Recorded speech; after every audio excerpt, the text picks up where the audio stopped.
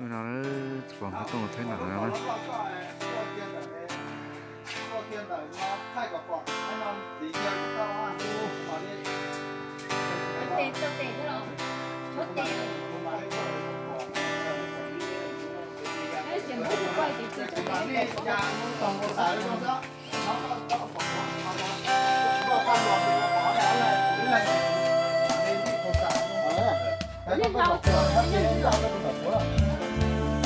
Còn rồi thì các chị kế đó còn nó có cái cookie mình để ở đây thì các đi cuốn to cục chuột to không mà bảo là to đi cuốn to thì nó có cái thằng này tại cái nó có nhiều chiếc cọc cái này nó có cái bán thì nó có của cái ai nó có cục có nhiều chiếc cọc nó có nhiều cái chia nào có số mà chia nào có có mảnh chia không có này đâu thì có chậu không một thế có cái con đó bật tông là tao thay nản nữa. Tỷ hồ. Thay con là thay con. Bỏ vô nó có mà chi chuột nó nến trên những nó là cái chép đấy cái chi chính chi tao tê cái gì người ta mà chi tụi nó cái chi tụi này tụi tí tay ra bỏ tụi thú à tự nhiên nó đâu thì có bỏ trốn chứ mà nó có gì tụi thú một cái hôm nay có gì tao muốn nó tao tê lại đã có một cái gì thay tôi đấy ó thay tôi hả sao phòng bên thay lúc con một trong bị xuống ô về mấy mà thay sắp có tờ nhật thì thay trong tàu bên luôn này có mày sới đầu còn bỏ nữa không à ba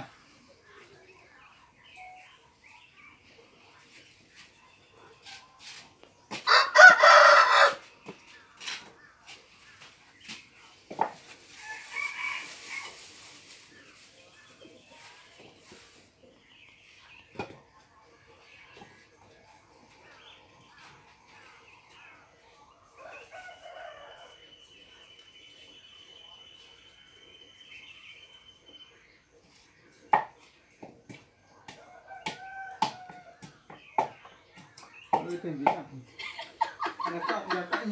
Nhà các một tí là thắt cả nó không? Anh tí có thắt cả nó không? Giữa con thắt kia, cái tí cả nó. Anh thắt con thắt thế nào? Anh thắt thế nào? Con sát thế nào? Có tí thắt thế này là con sát hả? Đi lụa tua là. Thắt con sát thì phải nên ta hả? Con đó. Con thắt đồ con mà ly thế. Con mà ly.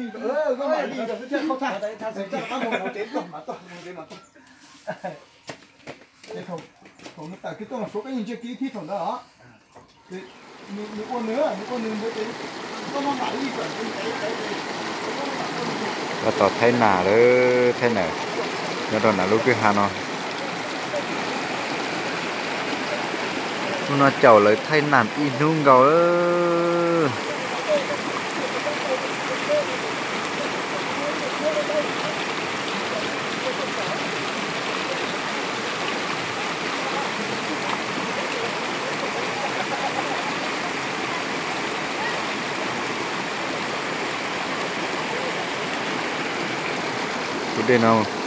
tụi đây là mua kính dữ cơ đó tụi đây là kính dữ bà chả mua tá tụi đây là đa tá cũng mua nữa nè nhớ đồ sát thay tê nhớ đồ lú rò đây đỡ nữa còn này nó này còn nó giờ phải cho phải nó tá tổ một vì nữa mua để một vì nó muốn bê hồi kìa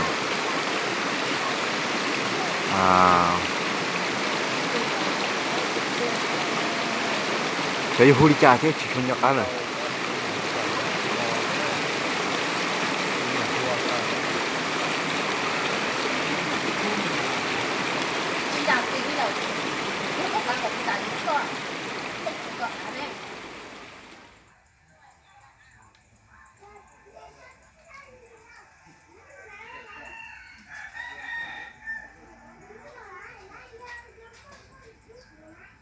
nó đi coi em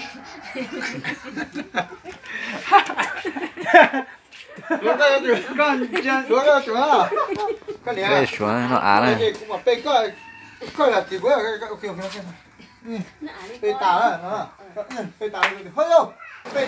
Nó buộc phải tiền chưa nó chả thằng đã bỏ từ lâu đã tắt tòn chưa nhỏ trên nữa nè.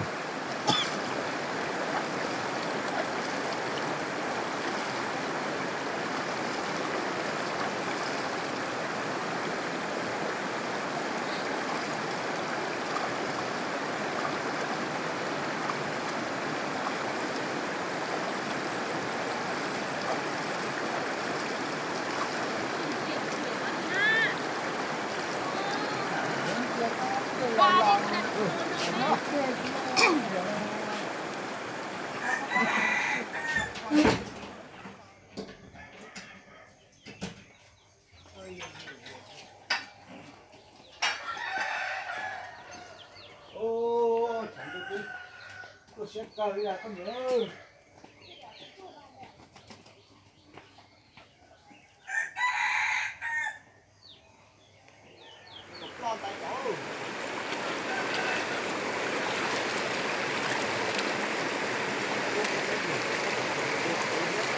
Chụp ra lâu thế.